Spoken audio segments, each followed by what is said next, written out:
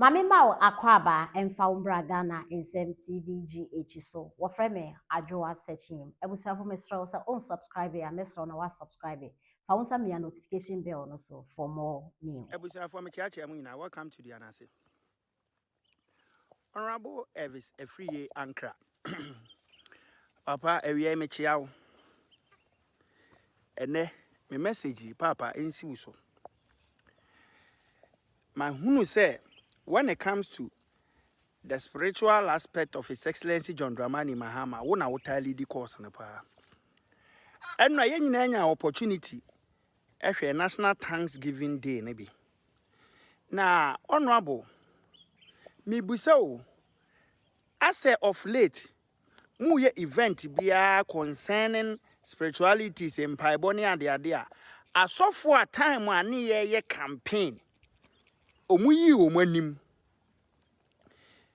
ebom paye de ma His Excellency John Dramani Mahama ne NDC aban no e declare omo support openly ema enam so ama ebinum mponya atan no ye hunu omo event ase omo wei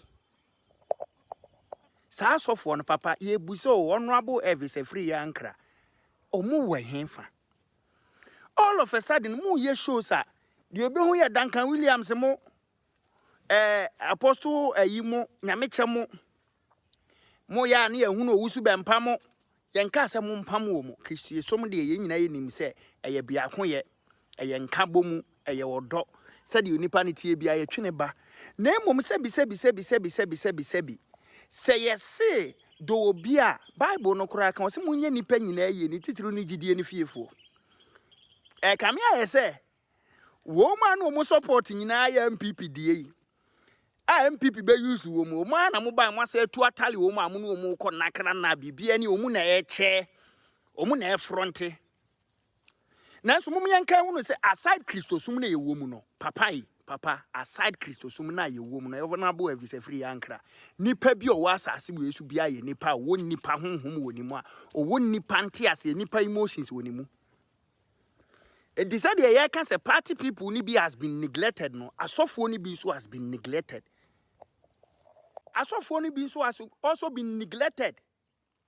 Men kan kwa chire prophet nanajima owusu me kai pa asofo we nkom sha wo hyehye ye ene adwuma papa we tu no si ye ye e de bo a NDC aban no men kan kwa chire obi anim obi akora ye nim prophet Nigel Gazi enemu ye events a ye hu omu wo henfa enti akwa se NDC wo opposition a mu asofo amu no omu bo mu ba power na ma se nya asofo fofora amu no omu bo mu opposition a mu onamfo amu no omu bo mu ko ayi mu ba power na ma se nya namfo fofora amu no omu bo papa ne se no kura se sa asem ne de ya na ntwaye o ntwaye ye mu bi ye won kaye enya se ye won kaye in the sense say ye won kaye se wa ye bibia ma ye be yi bibi di aboa o na emom ye won kaye se nipa bi o mu ye bibi de bo a party ni mre bi atwam no ye be ka kai mo because ebia na ba bia mo na ama mo wura fi a ye won kaye ni nti ye be ka kai mo na mo fitia kai mo ka na edo no se de Bible no kai no se mo kai mo ka na edo no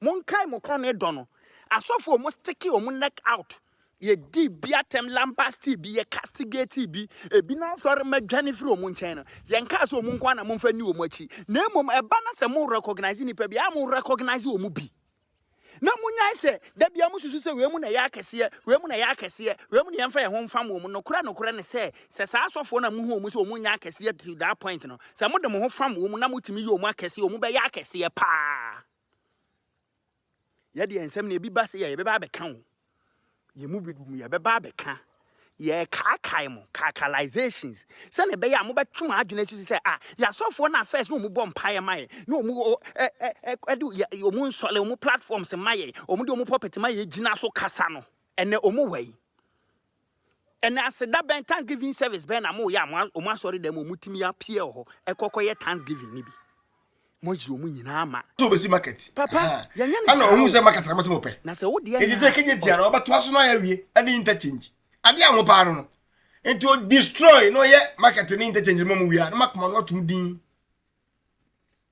e free sa break on ye to ba bi mu a ye nka se we ye kramuni we ye sremuni we ye akwa we ye debra we ye hwanhwani ye bedwene se nipa dwene next time ye to aba na enko ye se we die we yesremuni ena obitimi sine se duasa se ba umia de ale na metra se mata etani de ye to aba ma asasanteni na asa kanni ba ale na me kanni metra se na mekoto aba ma tani mekoto ma kramuni zo medi mi so yes de odi usu se sia no oye tani no e kramo ana oye ba Christianity oye tani but esa anse mo man krofo tumfutu gu yetiri mu no a mo de yaw etina efia nkoto oba no ene tani ni bia ana odi usu a o kire o se yes me eye me de papa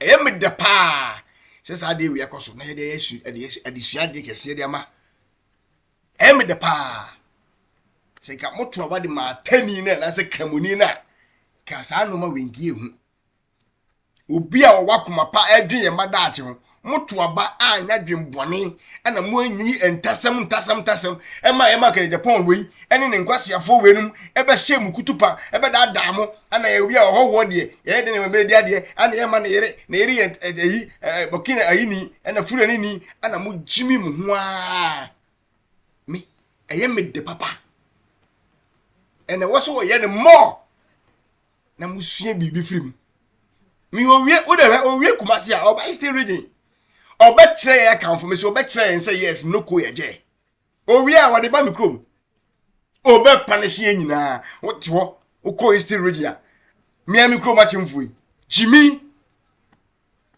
oba ko ne achim ni gina ho odwan no ono e campaign ma ayi John Dramani Mahama jimi wonu atie bedina na abonten bie ne sebie sese achim mafia achim sakawa obekona otitinto achim nipa otinto no dira ho adan ya meje campaign na hama wadwen ya adwuma oba ho from Kumasi no still region is next mo batim shege next time ye na any be ho so wo mo identify mo ho NDC identify no clearly say account for your enemies. Yes. Party no, the tea party no. None the area Santini, but one spare Asante. One spare account. I say MPP. Now my party not now. Me see NDC is heading to destruction. Obi entry to one. So man yadi anamon person mutu say ye public tribunal. Na yadi achichire nkrofo. Omo nyina me botani nyina ne se omo be no ma kekere MPP for do makogum thinking say omo yesa MPP no begu na NDC anya hoden me se NDC wo mo bo mamna no ma be kwa akotom na abaya se mizemfo amuhu omu nei muhu omu da biara da etamo kama NDC ya ewo sesei President Mahama ne nkrofo mo handle sesei no ebe me na yesa CPP obe ho by name Obia ni ho betimi abaya Ghana one party state. Obia ni ho. Rollins mpa 1992 okọ parliament no ni opposition bia and MPP fo ba kokora anko ho no. Wentimi anya Ghana one party state. Na campus John Mahama. Okay. NDC for anywhere to me. To me kase wo Ghana obia nya bi da. Kwame Nkrumah mpo enya bisa. There be. Kwame Nkrumah di 9 years in yes. NDC for rule of my Ghana dictatorship 11 years. 11 years. And na ye ba democratic rule and na democratic governance and so 8 years. Ye kabuma say 19 uninterrupted years. 19 years. Okudelo mutu di ba Ghana. Man ti ba nyo man ni yi eti de me hu to obi ti se President Mahama no opeso blame na Akufo Addo na just say I feel scandalized. Okay. Before some beto aso no mama ye ni san komo nwie. Okay. Na me ne ma ba beto enkomo no so mostly related to Rano a ye jilin and dra. Okay. 1 year. Me ho asem kapa. Me ne lawyer Maurice Sampao ini enkomo kakra na ye hwade. Council, good morning. Good morning. Me patro. You could just NCA my telephone myself for the other. A telephone na ahwefo nyina agye so. Me gidi so ho ye. Acho me wo ya pa. Okay.